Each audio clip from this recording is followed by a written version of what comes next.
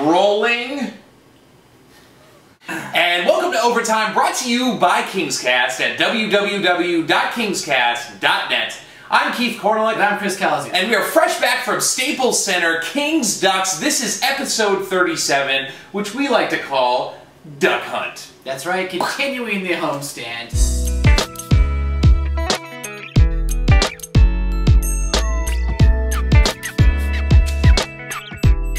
Hasn't been so good so far. No. Lost the last 3 in a row, which is quite depressing. But back tonight with a vengeance. Back at Staples Center tonight. It was a great game. Absolutely. We're going to talk about that, but the Kings were really teetering, Chris, on the precipice of being out of the playoffs for the first time since the second week of the season, losing to St. Louis, losing to San Jose. Really rough games. Just couldn't find our touch. In fact, there was the game against St. Louis. They pulled Jonathan Quick in favor of Eric Ersberg. It got that bad. They still, but still, they were all 1-point games that we lost. Yep. We did just enough to lose. But tonight was huge, Keith. I mean, this was a game that, I like to say that we should win. I'd like to say that'd be nice that we win. But this was a must-win game.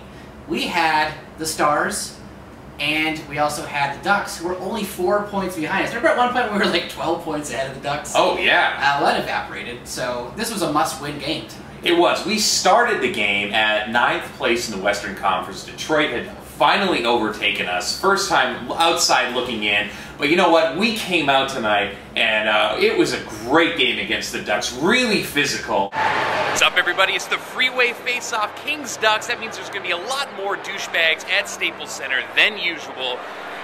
Kings are slumping, Ducks are surging. I'm saying Kings 5, Ducks 1. Book it.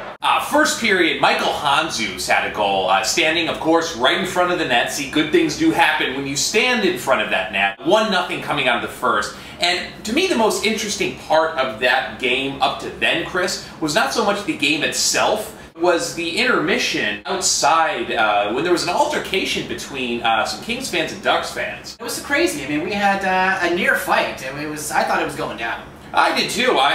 The fight kind of started, and it was between a couple of Kings fans, a couple of Ducks fans. And listen, I'm not a big Ducks fan guy, let me just say, but the Kings fans that started it up were complete douches, obviously way too drunk for words. It was heated. But what was surprising, though, is that it was only the first intermission. All right, so it's 1-0 Kings so far. So far, so good. You can tell when the Ducks are in town, you hear lots of Duck calls, and you see a lot of Ducks jerseys with collared shirts underneath, and, of course, a lot of pleated khaki pants. So I hope the Kings step up here and shut these Ducks fans up. Let's go, Kings!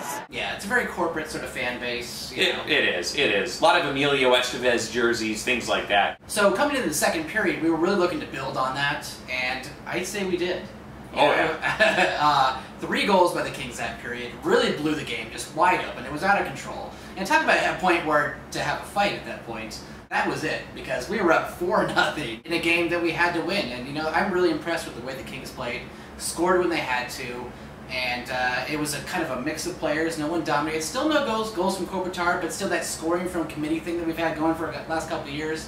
It was on. That's right, we got goals from Parse, Dustin Brown, and Wayne Simmons. All right, and in the second, Kings are up 4-0. It is a bloodbath. Ducks fans are going crazy. I'm saying 6-0 Kings. Shut up for quick. There were a few fights in the game, right as even-ons. Wayne Simmons had 2 fights, and they really matched the Ducks physically, I thought, this game. Oh, I thought they dominated the whole game at that point. After the second period, it was pretty much over, and that's why it was such a great game. This is a game that they had to win, and they did. Absolutely. We were picking out the Ducks like clay pigeons, and coming to the third period, there were no goals scored, but there was one, to me, Chris, and there were a few fights in that period, but Oscar Muller took a pretty nasty hit from Corey Perry. He goes down, and to me, I thought the hit was dirty. He did get a game misconduct, that's Corey Perry, and who comes in to defend him but Drew Doughty and Brad Richardson? I mean, to me, that shows character when you got a guy like Richie and a guy like Donuts who's like, drops the gloves, I ain't gonna deal with that, and just goes right in. That's fantastic.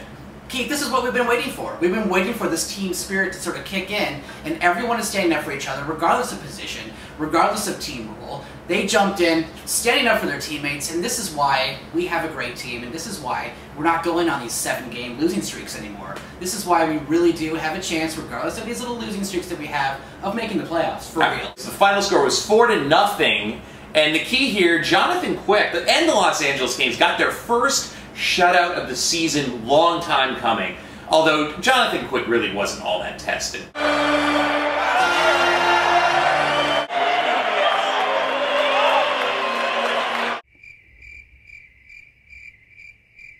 So, fortunately tonight, Keith, there are win over the Ducks, and with the Dallas Stars losing to the Canadiens, the Kings are now 6 points ahead of the Stars and Ducks. Great to be back in that position again, but we're still only 1 point ahead of ninth place Detroit. We have a lot of work to do here still. Yeah, and again, I know this is sort of a running theme here, but the West is just so damn tight this season, unless you're the Edmonton Oilers.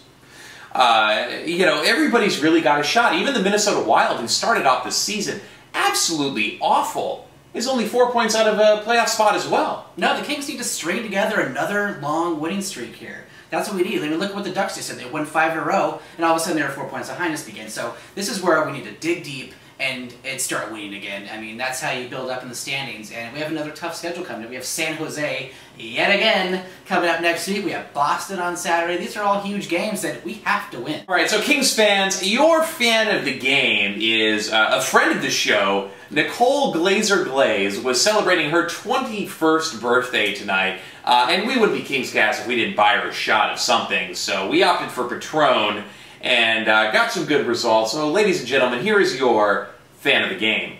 I'm Nicole, it's my 21st birthday, and you're watching KingsCast! Go! Yeah! That wasn't bad! Yeah, she took that shot like a champ. She really did. Yeah. She's a pro. Yeah, One of my favorite Kings fans out there. She'll be hugging that toilet tonight, though, I'll tell She you. will. So, Keith, tonight obviously was the second game in the Freeway Face-Off series that we have been ragging on for the last 3 years. Lame name. Yeah, I've never been a fan of the name. I think we could do much better. So, Kings fans, we are throwing it out there to you. What would you name our series with the Anaheim Ducks? Leave your comments downstairs. We'll also chime in there. See what you got. It's got to be better than this. Oh, it has to be. It really scraped the bottom of the barrel marketing-wise, I thought. So I'm Keith Korneluk. And I'm Chris Calazuz. And thank you for watching Overtime by KingsCast.